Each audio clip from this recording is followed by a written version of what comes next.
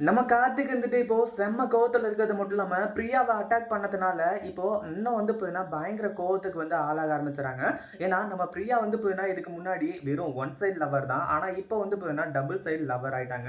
இந்த அஞ்சலி இருந்துட்டு நம்ம பிரியாவை கழுத்தை நெரிச்சு கொள்ளணும்னு சொல்லிட்டு வந்து நினைக்கும் போது நம்ம கார்த்திக் வந்து போயினா செம்ம கோவப்பட்டது மட்டும் இல்லாம அஞ்சலியை இப்போ கழுத்தை பிடிச்சி தர தர தரன்னு இழுத்துட்டு வந்து கேட்டுக்கு வெளியே வந்து போயினா இப்போ தள்ளி விடுறாங்க. நீ இந்த வீட்டுக்குள்ள காலடி எடுத்து வைக்கிறதுக்கு கூட வந்து போயினா உனக்கு அருகதையே வந்து போயினா கிடையாது.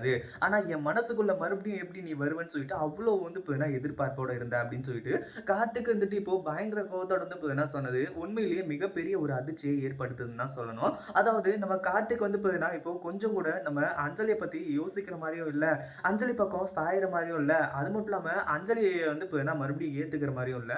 அந்த மாதிரி வேலைகள் தான் வந்து பயங்கரமா நடந்துகிட்டு இருக்கு. என்னடா இங்க நடக்குது அப்படின்ற மாதிரி தான் இருந்துட்டு இருக்கு. ஒரு பக்கம் சேரை தூக்கிட்டு வராங்க, ஒரு பக்கம் வந்து கட்டைய தூக்கிட்டு வராங்க. என்ன வந்து ஒண்ணுமே புரியல அப்படின்ற மாரி தான் இருந்துட்டு இருக்கு. அதாவது என்னாச்சு அப்படின்னு பார்த்தீங்கன்னா, இந்த இடத்துல நம்ம கார்த்திக் இருந்துட்டு பிரியா கிட்ட வந்து ப்ரப்போஸ் பண்ணி நேரா வந்து இப்போ வந்து வீட்டுக்கு கூட்டிட்டு போயிடுறாங்க. அதுக்கப்புறம் தான் இந்த அஞ்சலியோட என்ட்ரி. அஞ்சலி வந்து பயங்கர கோவப்பட்டு நம்ம பிரியாவ கொல்ல பார்த்தது இது எல்லாமே. கடைசியில நம்ம கார்த்திக் இருந்துட்டு எங்களோட முடிவு இதுதான் அப்படின்ற மாரி சொல்றது மட்டும் இல்லாம, பிரியாவும் ஒரு விஷயத்த சொல்றாங்க.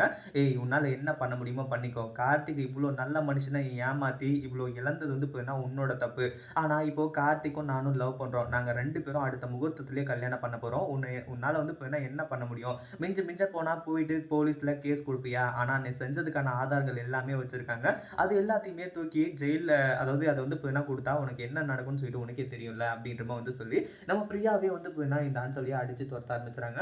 அடுத்ததா என்னாச்சு அப்படின்னு பார்த்தீங்கன்னா, இந்த இடத்துல இப்போ நம்ம கார்த்திக் வந்துட்டு அஞ்சலிய கழுத்த புடிச்சு மறுபடியும் வந்து வெளிய போயிட்டு தள்ள ஆரம்பிச்சுறாங்க. "அஞ்சலி நீ எல்லாம் வந்து இப்படி தான் சாகணும். இதுக்கப்புறம் வந்து உன்னோட வாழ்க்கையில நான் இல்ல அப்படின்னு சொல்லிட்டு வந்து நெனச்சு நீ எவ்ளோ வருத்தப்பட போறன்னு தெரியுமா? நீ முதல்லயே என்கிட்ட கர்ப்பமா இல்ல, என்னால கர்ப்பம் ஆகவே முடியாது அப்படின்னு சொல்லிட்டு ஆரம்பத்திலேயே சொல்லியிருந்தேன்னா, கண்டிப்பா வந்து நான் வந்து உன்ன மன்னிச்சு ஏத்துட்டு இருப்பேன். சரி நீ வந்து ஆரம்பத்தில சரி ஓகே என்ன வந்து வீட்ட விட்டு தொரத்துவாங்களோ அப்படின்னு சொல்லிட்டு வந்து நெனச்சிருந்தாலுமே கூட, அடுத்தது 1 வாரமோ, 1 மாசமோ அது கழிச்சு வந்து சொல்லியிருக்கலாம். ஆனா கிட்டத்தட்ட 5 மாசம் கழிச்சும் நீ வந்து இந்த விஷயத்த பத்தி சொல்றது மிகப்பெரிய ஒரு அதிர்ச்சியை ஏற்படுத்துது. இதுக்கு மேலயும் உன்னை சும்மா விடுவேன்னு நான் நினைச்சிட்டு இருக்கியா? கண்டிப்பா வந்து சும்மாவே விடமாட்டேன் அப்படின்னு சொல்லிட்டு வந்து சொல்லி தான் இப்படிலாம் பண்ணிட்டு இருக்காங்க. அதுலயும் நான் வந்து அடுத்த முகூர்த்தத்திலேயே வந்து கல்யாணம் பண்ண போறேன். அதை பார்த்து வந்து நீ என்ஜாய் பண்ணு. இதுக்கு மேல வந்து உன்னாலாம் ஒண்ணுமே பண்ண முடியாது அப்படின்ற மாதிரி சொல்லி இந்த மாதிரி ஒரு செயலை வந்து செய்றாங்க. உண்மையிலேயே இது ரொம்பவே நல்ல செயல் தான். ஏன்னா இந்த அஞ்சலியை வந்து இப்போ துரத்துனாதான் அடுத்தது நம்ம கார்த்திக் மேல பாசம், கீசம் அது இதுன்னு சொல்லிட்டு வந்து வரும். அதுக்கப்புறம் தான் வந்து கொஞ்சம் கொஞ்சமா இப்போ கார்த்திக் வந்து அதாவது இந்த கார்த்திக்க பத்தி அஞ்சலி வந்து புரிஞ்சுக்குவாங்க.